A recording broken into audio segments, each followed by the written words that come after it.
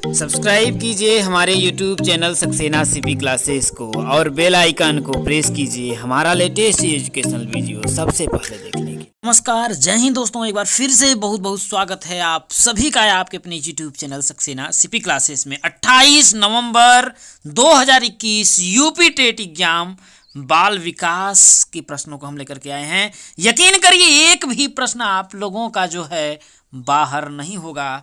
समझ लीजिए UP TET के लिए आपका पेपर आउट वीडियो है। पूरे क्वेश्चन करिएगा। आज की वीडियो में आपके 30 प्रश्न हैं और ये आप लोगों की क्लास नंबर फर्स्ट है। ऐसे ही आप लोगों का 10 वीडियो या 5 से 6 वीडियो हम लेंगे। एक भी प्रश्न अगर बाहर जाएगा ना तो कहना दोस्तों। चलिए हम लोग शुरू करते हैं आप लोगों के साथ। अगर वीडियो अच्छा लगा होगा तो वीडियो को लाइक और दोस्तों के साथ ज़्यादा से ज़्यादा शेयर जरूर करिएगा। दोस्तों वीडियो को लास्ट तक देखिएगा। अंत में आप लोगों को लाइक करना है तो लाइक करिएगा, डिसलाइक करना है तो डिसलाइक करिएगा। चलिए दोस्तों, आप सभी के सामने बाल विकास का जो पहला क्वेश्चन है कि आप लोगों के सामने कि किसने बहुविमात्मक प्रज्ञा का प्रत्यय दिया। क्या कह रहा है कि किसने बहुविमात्मक प्रज्ञा का प्रत्यय दिया। गोल्डमैन ने दिया, स्पीयरमैन ने दिया, जॉन मेयर ने दिया या गार्डनर ने दिया।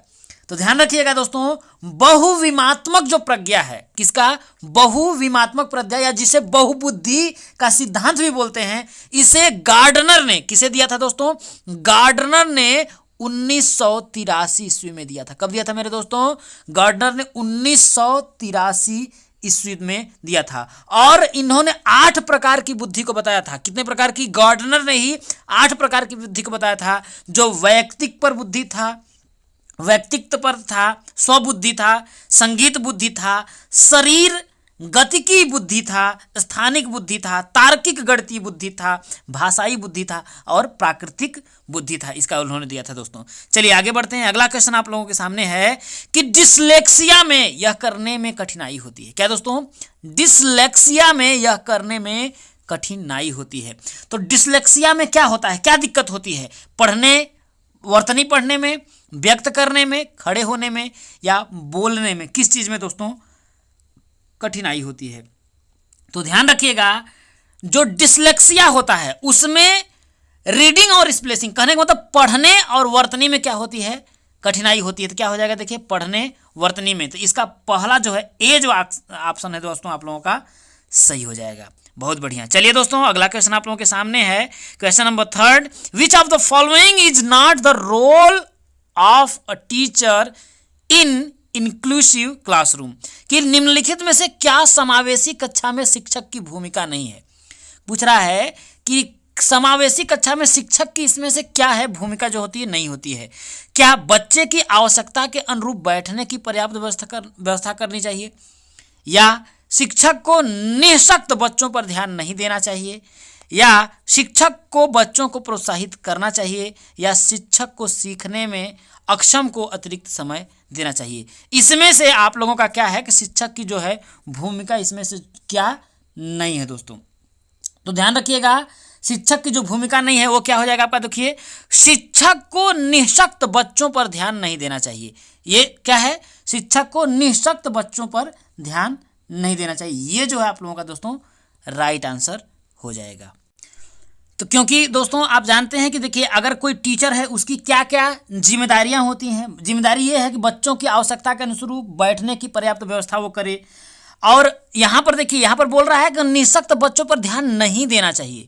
तो क्या वो नहीं ध्यान देगा? देगा, क्योंकि उस पर निःशक्त बच्चों पर विशेष रूप से ध्यान देना चाहिए। तो नहीं बात ये बोल रहा है, इसलिए आप लोगों का दोस्तों ये आपका राइट आंसर हो जाएगा। चलिए दोस्तों, अगला क्वेश्चन आप लोगों के सामने है कि कक्षा में छात्रों को प्रश्न पूछने के लिए हतोत्साहित करना चाहिए, प्रेरित करना चाहिए, रोक देना चाहिए या अनुमति नहीं देनी चाहिए? तो दोस्तों, कक्षा में जो छात्र है उसको प्रश्न पूछने के लिए क्या करना चाहिए?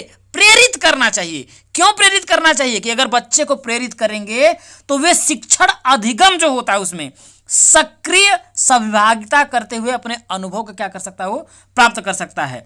और उसकी जो जिज्ञासा है उसका वो क्या कर सकता है? समाधान कर सकता है दोस्तों। बहुत बढ़िया। चलिए दोस्तों आगे बढ़ते हैं। अगला क्वेश्चन आप लोगों के सामने है कि बच्चे की वृद्धि मुख्यतः संबंधित है, कि बच्चे की जो वृद्धि है वो मुख्यतः किस चीज से संबंधित है? शारीरिक विकास से है, सामाजिक विकास से है, भावात्मक विकास से है या नैतिक विकास से है। तो बच्चे की जो वृद्धि है, growth of a child is mainly related to, बच्चे का जो बुद्धि वो है चीज से, किस चीज से है, तो बच्चे की जो वृद्धि होती है किस चीज से दोस्तों होती है, शारीरिक विकास से। किससे? शारीरिक विकास से होती है।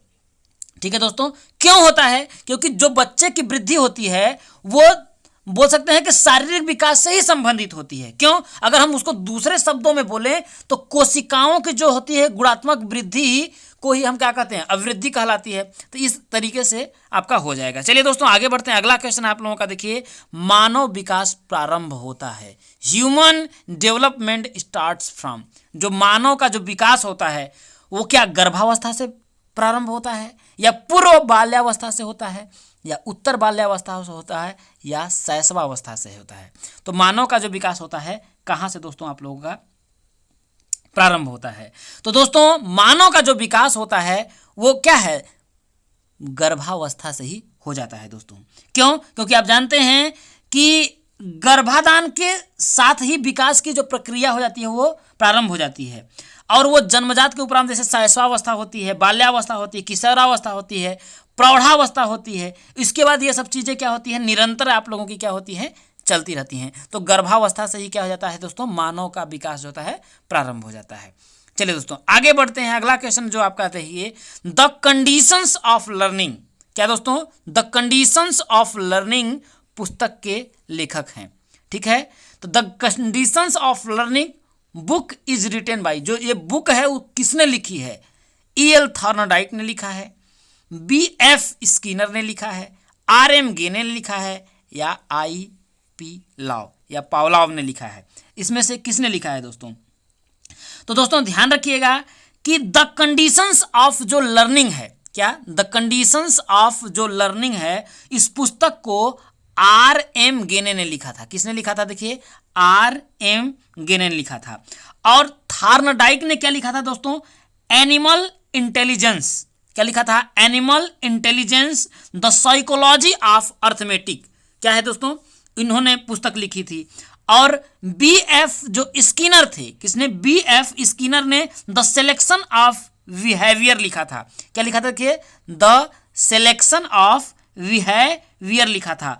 और पावलाव ने क्या लिखा था दोस्तों, कंडीशंस रिफ्लेक्सेस व लेक्चर ऑफ कंडीशन, क्या दोस्तों, कंडीशंस रिफ्लेक्सेस और लेक्चर्स ऑफ कंडीशन को इन्होंने लिखा था दोस्तों। चलिए बहुत बढ़िया, अच्छा लग रहा होगा दोस्तों, तो दोस्तों के साथ शेयर जरूर करिएगा। अगला क्वेश्चन है कि किशोरावस्था बड़े संघर्ष, तनाव, हमला व विरोध की अवस्था है, यह कथन किसका है? तो किशोरावस्था बहुत ही बड़े संघर्ष, तनाव, हमला और विरोध की अवस्था है, किसने कहा था?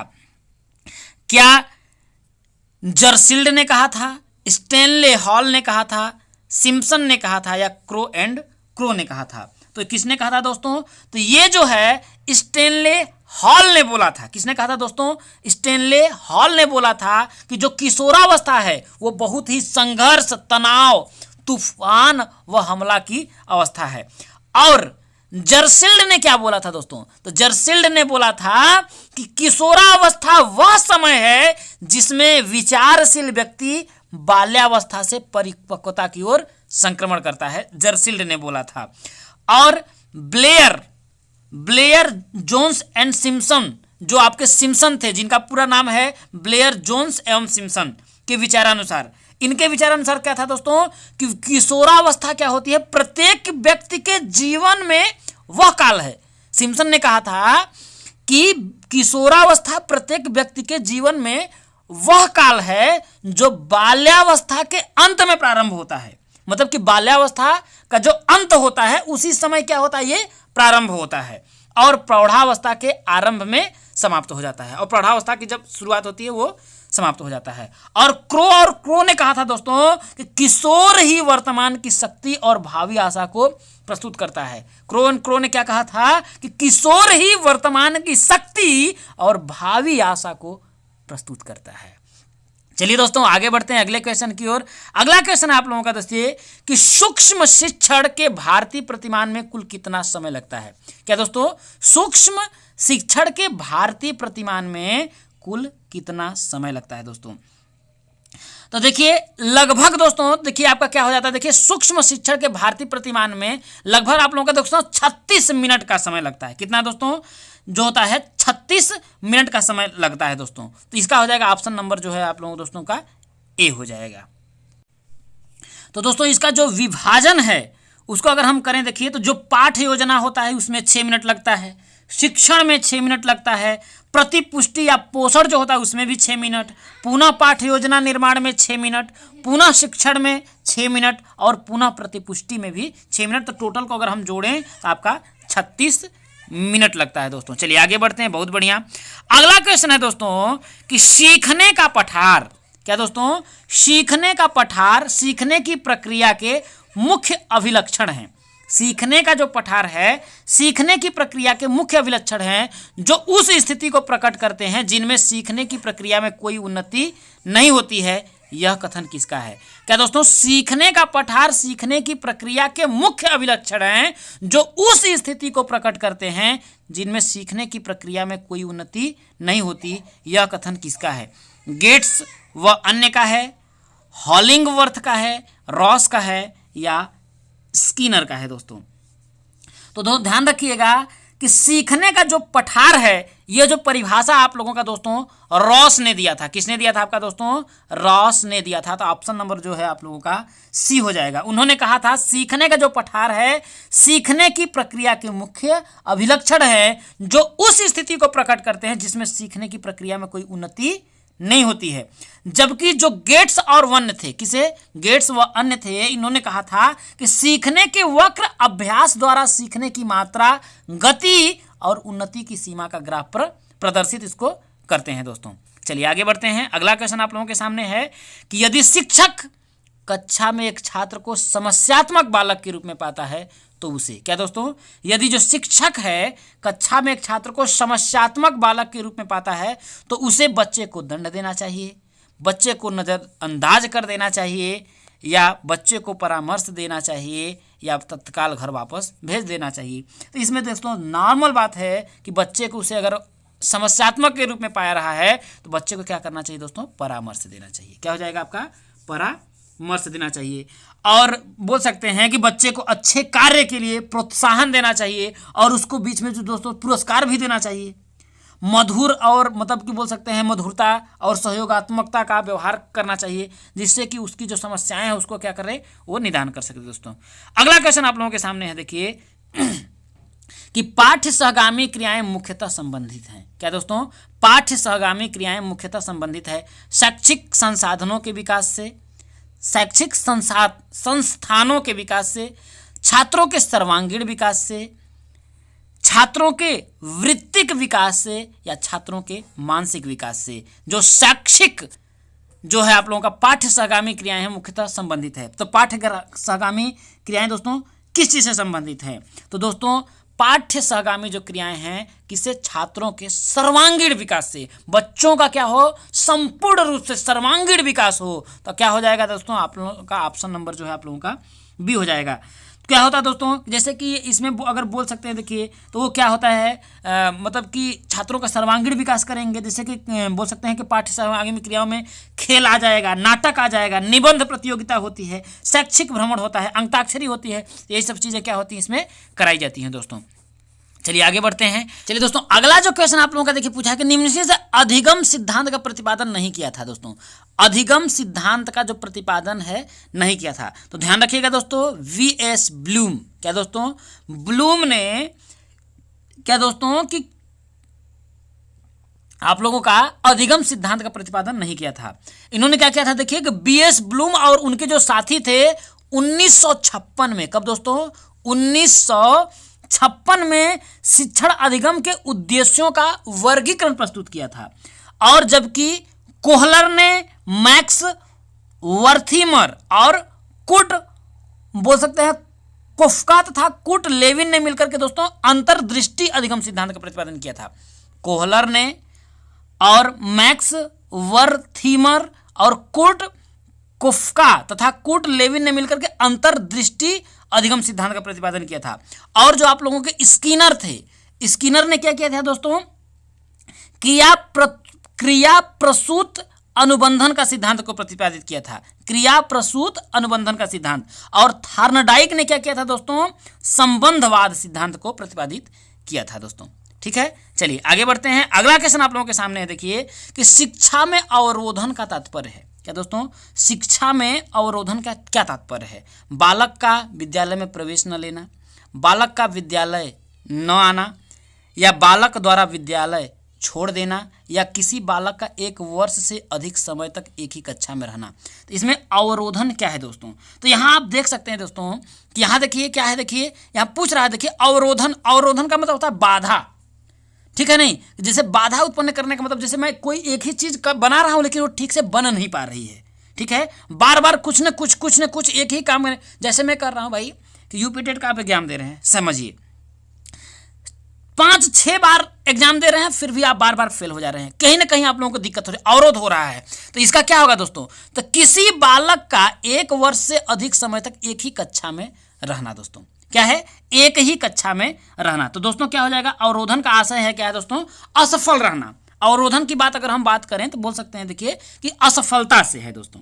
ठीक है, या फिर बोल सकते हैं कि अर्थात बोल सकते हैं कि कोई एक बालक है 1 वर्ष से अधिक समय तक एक ही कक्षा में क्या कर रहा है, पढ़ रहा है, तो वो अवरोधन है दोस्तों। ठीक है, चलिए दोस्तों आगे बढ़ते हैं। अगला क्वेश्चन आप लोगों के सामने देखिए कि निम्न में से किस कौशल में पूर्व ज्ञान का परीक्षण आता है। क्या दोस्तों, निम्न में से किस कौशल में पूर्व जो ज्ञान होता है उसका परीक्षण आता है। उद्दीपन परिवर्तन कौशल, प्रस्तावना कौशल, समापन कौशल, या प्रदर्शन कौशल।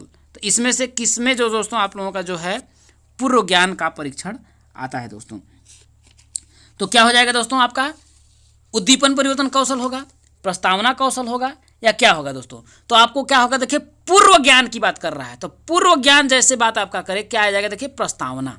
क्या दोस्तों, पूर्व ज्ञान जो है आपका किससे रिलेटेड है दोस्तों, प्रस्तावना से आप लोगों का संबंधित है दोस्तों। ठीक है, तो प्रस्तावना कौशल में क्या होता है, देखिए पूर्व ज्ञान का संबंध होता है। वो बोल सकते हैं कि और प्रश्नों में तारतम्यता, उद्दीपन प्रभाव, ये जब चीज़ें हैं दोस्तों इससे पूर्व ज्ञान से आप लोगों की संबंधित है दोस्तों। चलिए आगे बढ़ते हैं दोस्तों। अगला क्वेश्चन है दोस्तों आप लोगों का, देखिए स्तंभ ए तथा स्तंभ बी को आप लोगों को सुमेलित करना है। ठीक है, आप लोगों के पास 4 ऑप्शन है दोस्तों, इसके बाद आप लोगों को ए बी सी को आप लोगों को लगाना है दोस्तों। तो पहला आप लोगों को देखिए एनिमल इंटेलिजेंस, और देखिए यहाँ ग्रुप ए दिया है आपका और ग्रुप बी दिया है। ठीक है दोस्तों, तो एनिमल जो है इंटेलिजेंस, तो एनिमल इंटेलिजेंस किसने दिया था दोस्तों, तो थॉर्नडाइक ने। तो पहले का क्या हो जाएगा आपका, तीसरा हो जाएगा। एनिमल इंटेलिजेंस क्या हो जाएगा आपका, थॉर्नडाइक हो जाएगा। और पुनर्बलन की अनुसूची, तो इसको आप लोगों को स्किनर ने दिया था। किसने दिया था दोस्तों, पुनर्बलन की इस अनुसूची जो है स्किनर ने दिया था। तो दूसरे का क्या हो जाएगा, देखिए चौथा हो जाएगा, तो दूसरे का आपका चौथा हो जाएगा। और सारगर्भिता का नियम, क्या दोस्तों, सारगर्भिता का नियम किसने दिया था दोस्तों, गेस्टाल्ट ने दिया था। तो क्या हो जाएगा, देखिए आपका सबसे ऊपर है सारगर्भिता का नियम, गेस्टाल्ट हो जाएगा। और आप लोगों को देखिए अनुकूलन, क्या दोस्तों, अनुकूलन जो है दोस्तों, तो वो आपका पियाजे ने दिया था। किसने दिया था दोस्तों, अनुकूलन जो है आपका पियाजे ने दिया था। तो आपका क्या हो जाएगा, दूसरा हो जाएगा। तो पहले का क्या हो जाएगा दोस्तों, एनिमल इंटेलिजेंस, तो थॉर्नडाइक ने दिया था। तो पहले का आप लोगों का क्या हो जाएगा, तीसरा। तो इसमें से आपका कौन सा हो जाएगा दोस्तों, पहले में तीसरा कौन सा आ जा रहा है, देखिए डी। तो ऑप्शन नंबर कौन सा हो जाएगा आप लोगों का, डी करेक्ट हो जाएगा। ठीक है दोस्तों, चलिए आगे बढ़ते हैं दोस्तों। वीडियो अगर अच्छा लग रहा होगा दोस्तों तो शेयर अपने दोस्तों तक जरूर करिएगा। चैनल पे नए होइएगा सब्सक्राइब दोस्तों जरूर कर लीजिएगा, क्योंकि ऐसे ही आप लोगों के हिंदी करवाएंगे, पर्यावरण कराएंगे और मैथ में पेट्रोल डाल करके आग लगा देंगे। समझ रहे हैं, पेट्रोल डालेंगे और मार देंगे, माचिस बहुत से बढ़ जाएगा, यकीन करिएगा। चलिए अगला क्वेश्चन आप लोगों के सामने है कि विकास कभी न समाप्त होने वाली प्रक्रिया है। क्या दोस्तों, विकास कभी न समाप्त होने वाली प्रक्रिया है, यह कथन विकास के किस सिद्धांत से संबंधित है। विकास कभी न समाप्त होने वाली प्रक्रिया है, यह जो है आप लोगों का दोस्तों किस सिद्धांत से आप लोगों का दोस्तों संबंधित है। आप लोगों का इसके आप 4 ऑप्शन है, देखिए अंतःक्रिया का सिद्धांत, एकीकरण का सिद्धांत, अंतः संबंध का सिद्धांत, या निरंतरता का सिद्धांत। तो दोस्तों ध्यान रखिएगा, निरंतरता का सिद्धांत है। देखिए क्योंकि इसमें बोला ही देखिए यहाँ पर कि विकास कभी न समाप्त होने वाली प्रक्रिया है। कहने का मतलब होता है लगातार चलती रहती है, तो निरंतर होती रहती है। लगातार हो रहा है तो उसका निरंतर हो रहा है, तो क्या हो जाएगा, देखिए निरंतरता के सिद्धांत से आपका ये संबंधित है दोस्तों। किससे, निरंतरता का सिद्धांत है। क्योंकि और देखिए अंतः संबंध का जैसे आप लोगों का जो सिद्धांत है, देखिए अंतः संबंध का जो सिद्धांत होता है दोस्तों, बालक के शारीरिक, मानसिक, संवेगात्मक आदि पहलुओं के विकास में परस्पर संबंध होता है। अंतः संबंध का जो होता है वो बालक के शारीरिक, मानसिक, संवेगात्मक आदि पहलुओं से वो क्या करता है, संबंध रखता है दोस्तों।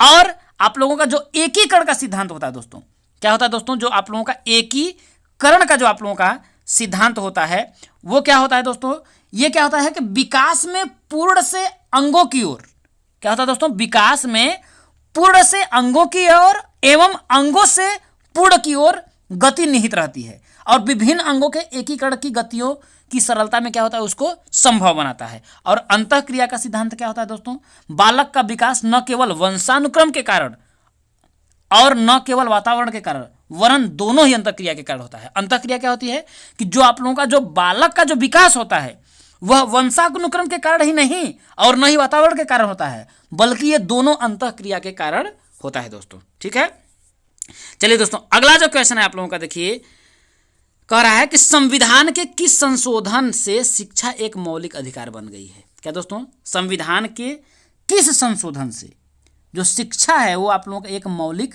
अधिकार बन गया है दोस्तों, तो वो आप लोगों का 86वां संशोधन है। कौन सा, तो 86वें संशोधन में कहा गया कि में जो आप लोगों का 2002 के शिक्षा के अधिकार से संबंधित है दोस्तों, जिसमें आप लोगों का जो है 86वें संशोधन में क्या है, शिक्षा एक मौलिक जो दोस्तों आप लोगों का अधिकार बन गया है। ठीक है, और इसी में दोस्तों जो आप लोगों का 6 से 14 साल के जो बच्चे हैं उनको निःशुल्क और अनिवार्य शिक्षा उपलब्ध कराने का इसमें जो प्रावधान है दोस्तों, इसी में है आप लोगों का। चलिए आगे बढ़ते हैं, अगला क्वेश्चन आप लोगों का दोस्तों कि अभिप्रेरणा के मूल प्रवृत्ति सिद्धांत के प्रतिपादक, क्या दोस्तों, कि अभिप्रेरणा के मूल प्रवृत्ति सिद्धांत के प्रतिपादक क्या मैकडोगल थे, अब्राहम मैस्लो थे, सिम्पसन थे या विलियम जेम्स थे। अभिप्रेरणा के मूल प्रवृत्ति सिद्धांत के प्रतिपादक वो कौन था दोस्तों, तो अभिप्रेरणा के मूल प्रवृत्ति सिद्धांत के जो प्रतिपादक थे वो मैकडोगल थे। कौन थे दोस्तों, आप लोगों का मैकडोगल ने वो अभिप्रेरणा का मूल प्रवृत्ति सिद्धांत का अगर पूछा जाए कब इन्होंने किया था, तो मतलब कि कब दिया था, तो 1900 आप लोगों का 8 में दिया था दोस्तों। कब दिया था, 1900 आप लोगों का 8 में इन्होंने अभिप्रेरणा के मूल प्रवृत्ति का सिद्धांत दिया दोस्तों। और इन्होंने बताया था कि मानव मस्तिष्क में कुछ जो जन्मजात प्रवृत्तियां होती हैं, मैकडोगल ने ही बताया था अभिप्रेरणा के मूल प्रवृत्ति सिद्धांत में कि मानव के मस्तिष्क में कुछ जो जन्मजात क्या होती है, प्रवृत्तियां होती हैं जो मानव के सभी विचारों तथा क्रियाओं के लिए बोल सकते हैं ना कि प्रेरक शक्ति का कार्य करती हैं। ठीक है, तो यही उन्होंने मैकडोगल ने मूल प्रवृत्तियों को यही बात बोला था कि जन्मजात मानव शारीरिक बोल सके के रूप में इन्होंने इसको परिभाषित किया था दोस्तों। चलिए आगे बढ़ते हैं दोस्तों, अगला क्वेश्चन आप लोगों के सामने है, क्वेश्चन नंबर 20 कि विकास की किस अवस्था को कोल तथा ब्रूस ने संवेगात्मक विकास का अनोखा काल माना है। क्या दोस्तों, विकास की किस अवस्था को कोल तथा ब्रूस ने संवेगात्मक विकास का अनोखा काल माना है, ये आप लोगों का पूछ रहा है दोस्तों। तो किसको माना है दोस्तों, आप लोग बाल्यावस्था को, क्रोल और ब्रूस ने आप लोगों का बाल्यावस्था को, किसको दोस्तों, चाइल्डहुड को, बाल्यावस्था को उन्होंने बताया संवेगात्मक विकास का अनोखा काल बताते हैं। ठीक है, क्योंकि बोला जाता है कि वास्तव में जो माता पिता के लिए बाल विकास की जो अवस्था होता है ना, क्योंकि अनोखा काल क्यों माना, क्योंकि जो बाल्यकाल काल होता है ना कि माता और पिता को इस अवस्था को समझना जो होता है, बालक के इस अवस्था को समझना क्या होता है, बहुत ही दोस्तों कठिन होता है। ठीक है, चलिए आगे बढ़ते हैं, अगला क्वेश्चन है दोस्तों क्वेश्चन नंबर 21 के व्यवहार के कारण, क्या दोस्तों, व्यवहार के कारण व्यवहार में परिवर्तन ही अधिगम है। यह किसने कहा कि व्यवहार के कारण व्यवहार में परिवर्तन ही क्या होता है दोस्तों, आप लोगों का अधिगम होता है। यह बात किसने कहा था दोस्तों, तो यह बात जो आप लोगों का गिलफोर्ड ने कहा था दोस्तों। किसने कहा था, गिलफोर्ड ने कहा था कि व्यवहार के कारण व्यवहार में परिवर्तन ही अधिगम है। क्या बोला था कि भैया व्यवहार के कारण ही जो व्यवहार में परिवर्तन होता है ना, वही आप लोगों का अधिगम है, ये गिलफोर्ड ने कहा था। और वुडवर्थ ने कहा था दोस्तों कि नवीन तथा नवीन प्रक्रियाओं को अर्जित करने की प्रक्रिया अधिगम करने की प्रक्रिया है। क्या दोस्तों, कि वुडवर्थ ने कहा था कि नवीन ज्ञान क्या बोला था कि नवीन ज्ञान तथा नवीन प्रतिक्रियाओं को अर्जन करने की प्रक्रिया अधिगम करने की प्रक्रिया है। और स्किनर ने क्या कहा था? स्किनर ने कहा था कि अधिगम व्यवहार में उत्तरोत्तर अनुकूलन ही एक प्रक्रिया है। और क्रो, कौआ और क्रो ने कहा था कि आदतों, ज्ञान तथा अभिवृत्तियों का अर्जन ही अधिगम है। इन्होंने कहा कि आदतों, ज्ञान तथा अभिवृत्तियों का जो अधिगम है, नहीं अभिवृत्तियों का जो बोल सकते हैं ना अर्जन है, वही दोस्तों आप लोगों का क्या है? अधिगम है। इन लोगों ने अपना बोला था दोस्तों। चलिए अगला क्वेश्चन है, देखिए सूची ए था, सूची बी को आप लोगों का सुमेलित करना है। देखिए आप लोगों का, देखिए आपका दिया है, देखिए ब्रूनर, आशुबेल, ग्लेजर और गार्डन है दोस्तों। इतने लोग हैं, तो इसमें से आप लोगों का मेल करना है। जैसे तो आपका जो है दोस्तों ब्रूनर थे, उन्होंने क्या किया था दोस्तों? तो यहाँ देखिए बुनियादी प्रशिक्षण प्रतिमान, साइनेडी, अग्रिम संप्रति उपलब्धि शिक्षण प्रतिमान। हाँ, तो ब्रूनर का क्या हो जाएगा? देखिए पहले का जो आप लोगों का ब्रूनर का क्या हो जाएगा दोस्तों? आप लोगों का चौथा हो जाएगा। देखिए कि संप्रत्यय उपलब्धि शिक्षण प्रतिमान किया था दोस्तों। और क्या हो जाएगा? देखिए आशुबेल जो है किससे आपका हो जाएगा दोस्तों? अग्रिम संगठक। क्या दोस्तों? आशुबेल का अग्रिम संगठक हो जाएगा। और ग्लेजर का क्या हो जाएगा दोस्तों? आप लोगों का ग्लेजर का हो जाएगा, देखिए संप्रत्यय अग्रिम साइनेडी, हाँ बुनियादी शिक्षण प्रतिमान, ये आपका हो जाएगा, देखिए पहला हो जाएगा इसका। और डी जो आप लोगों का गार्डन, क्या दोस्तों? गार्डनर ने साइनेटिक्स शिक्षण प्रतिमान दिया था, साइनेटिक्स। तो कहाँ गया? साइनेटिक्स, ये आपका बी सेकेंड वाला हो जाएगा दोस्तों। ठीक है, तो पहले का क्या था दोस्तों? ब्रूनर का क्या हो जाएगा दोस्तों? संप्रत्यय हो जाएगा। तो पहले का चौथा, तो इसमें देखिए पहले का चौथा कौन सा है? तो ये आपका ए और बी दोनों में है। ठीक है, पहले का चौथा है। ठीक है, दूसरे आशुबेल, तो आशुबेल ने अग्रिम दिया था। ठीक है, अग्रिम संगठक, तो आपका क्या हो जाएगा? देखिए दूसरे का तीसरा, तो दूसरे का तीसरा, ये भी ठीक है, बहुत बढ़िया। तो बी ए बी में अभी कन्फ्यूजन है। सी क्या है? देखिए दोस्तों आपका ग्लेजर, तो ग्लेजर ने बुनियादी को दिया था, तो तीसरे का आपका पहला हो जाएगा, तीसरे का पहला, इसका मतलब आप लोगों का ए वाला जो आपका आंसर राइट हो जाएगा दोस्तों। चलिए अगला क्वेश्चन है, देखिए कि समस्या समाधान का प्रथम चरण है। क्या दोस्तों? कि समस्या जो समाधान है उसका प्रथम चरण क्या है? आंकड़ा संग्रहण, समस्या की पहचान, परिकल्पना का परीक्षण या परिकल्पना का निर्माण। तो समस्या समाधान का प्रथम चरण पूछ रहा है दोस्तों। तो समस्या समाधान का पहला जो चरण होता है दोस्तों, कि सबसे अगर समस्या का समाधान आप करना चाहते हैं तो उसका प्रथम चरण है कि समस्या की आप क्या करें? पहचान करें। क्या करें दोस्तों? समस्या की पहचान करें दोस्तों।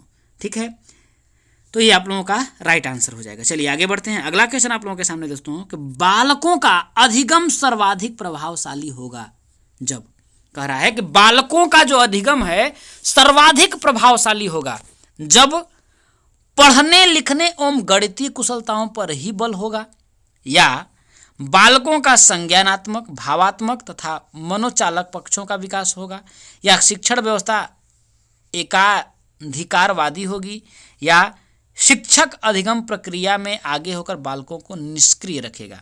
तो इसमें से आप लोगों का कौन सा दोस्तों आपको राइट जो है आप लोगों का आंसर हो जाएगा दोस्तों? तो क्या इसमें क्वेश्चन कर रहा है कि बालकों का अधिगम जो है सर्वाधिक प्रभावशाली होगा। कब सर्वाधिक प्रभावशाली होगा? पढ़ने लिखने में गणितीय कुशलताओं पर ही बल होगा, या बालकों का संज्ञानात्मक, भावात्मक तथा मनोचालक पक्षों का विकास होगा। तो जी हाँ दोस्तों, ये आपका राइट आंसर हो जाएगा कि बालकों का संज्ञानात्मक, भावात्मक तथा मनोचाल पक्षों का जब विकास होगा तभी जाकर के बच्चों का जो अधिगम होता है वो अत्यधिक दोस्तों आप लोगों का प्रभावशाली होगा। चलिए दोस्तों आगे बढ़ते हैं। अगला क्वेश्चन है दोस्तों आपका, स्मृति स्तर एवं बोध स्तर के शिक्षण प्रतिमान की संरचना में कौन सा सोपान उभयनिष्ठ है? क्या दोस्तों? स्मृति स्तर एवं बोध स्तर के शिक्षण प्रतिमान की संरचना में कौन सा सोपान उभयनिष्ठ है दोस्तों? सामान्यीकरण, अन्वेषण, प्रस्तुतिकरण या तैयारी दोस्तों। तो क्या बोल रहा है दोस्तों कि स्मृति एवं बोध स्तर के शिक्षण प्रतिमान की संरचना में कौन सा सोपान उभयनिष्ठ होगा, तो आपका ज़्यादा क्या हो जाएगा दोस्तों आप लोगों का प्रस्तुतिकरण। क्या होगा दोस्तों आप लोगों का प्रस्तुतिकरण जो है दोस्तों आप लोगों का उभयनिष्ठ हो जाएगा। ठीक है दोस्तों, चलिए दोस्तों आगे बढ़ते हैं। अगला क्वेश्चन आप लोगों के सामने देखिए कि निम्न में से किस सिद्धांत को पुनर्बलन का सिद्धांत भी कहते हैं। क्या दोस्तों, पुनर्बलन का सिद्धांत इसमें से किस सिद्धांत को बोलते हैं दोस्तों। ठीक है, तो क्या हो जाएगा दोस्तों, शास्त्रीय उद्दीपक, क्रिया प्रसूत अनुबंधन आप लोगों का है, या सूझ का सिद्धांत। तो क्रिया प्रसूत अनुबंधन के सिद्धांत, क्या दोस्तों, क्रिया प्रसूत अनुबंधन के सिद्धांत को पुनर्बलन का भी दोस्तों सिद्धांत कहा जाता है। और स्किनर ने इस बात को, किसने, स्किनर ने अपने अधिगम सिद्धांत में पुनर्बलन की सर्वाधिक तथा प्रभावशाली भूमिका निभाई है। स्किनर ने पुनर्बलन की बोल सकते हैं दोस्तों ज़्यादा से ज़्यादा मात्रा में क्या है उसकी भूमिका निभाई है दोस्तों। तो क्या हो जाएगा, देखिए पुनर्बलन के सिद्धांत को क्या बोला जाता है दोस्तों, क्रिया प्रसूत अनुबंधन का सिद्धांत भी बोलते हैं। अगला क्वेश्चन है दोस्तों कि निम्नलिखित में से कौन सी अवस्था ब्रूनर के संज्ञानात्मक विकास सिद्धांत का अंग नहीं है। आंसर करिएगा सभी लोग, आप लोगों के लिए टाइम है कि निम्न में से कौन सी अवस्था ब्रूनर के संज्ञानात्मक विकास सिद्धांत का अंग नहीं है। आंतप्रज्ञ अवस्था, प्रतिबिंबात्मक अवस्था, संकेतात्मक अवस्था या क्रियात्मक अवस्था। क्या कह रहा है, देखिए निम्न में से कौन सी अवस्था ब्रूनर के संज्ञानात्मक विकास सिद्धांत का अंग नहीं है दोस्तों, ये आप लोगों का पूछ रहा है।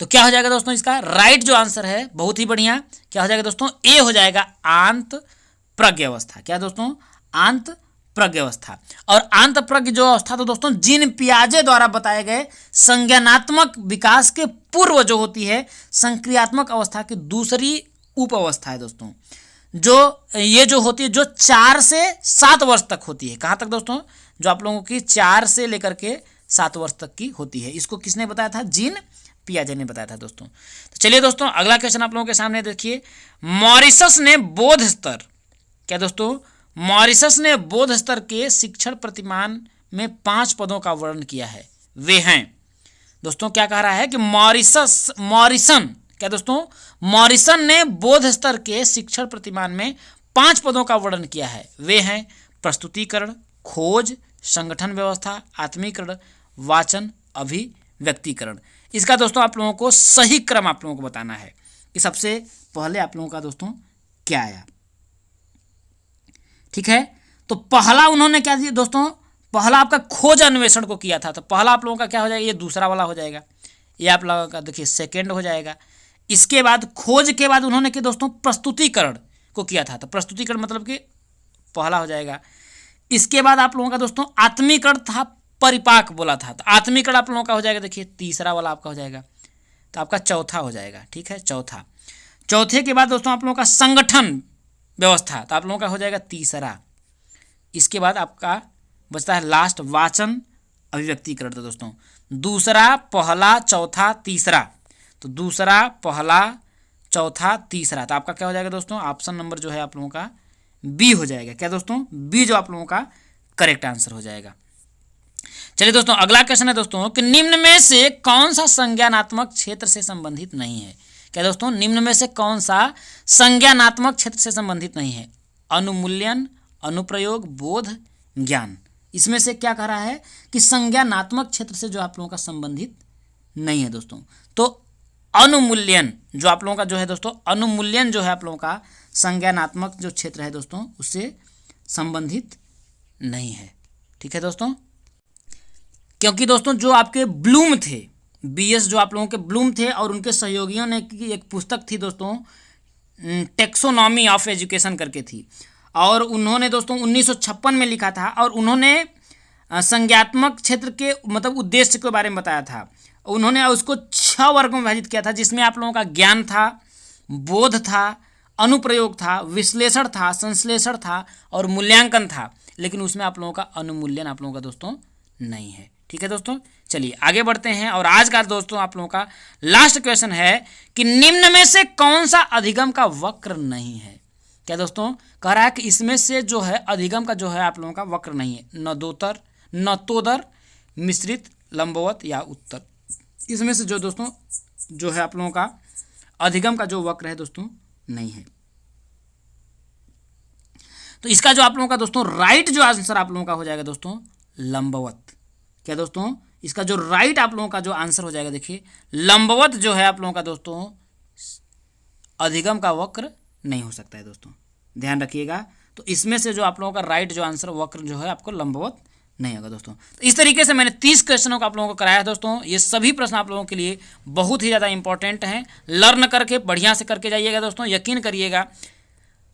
समझ लीजिए कि जाएंगे ना तो समझ लीजिए कि एकदम आग लगा देंगे, पेट्रोल से छिड़किएगा चाहे जैसे भी समझ लीजिए एकदम, लेकिन आग लग जाएगी, यकीन करिएगा आपका। तो चलिए दोस्तों, मिलेंगे अगले वीडियो में आप लोगों के।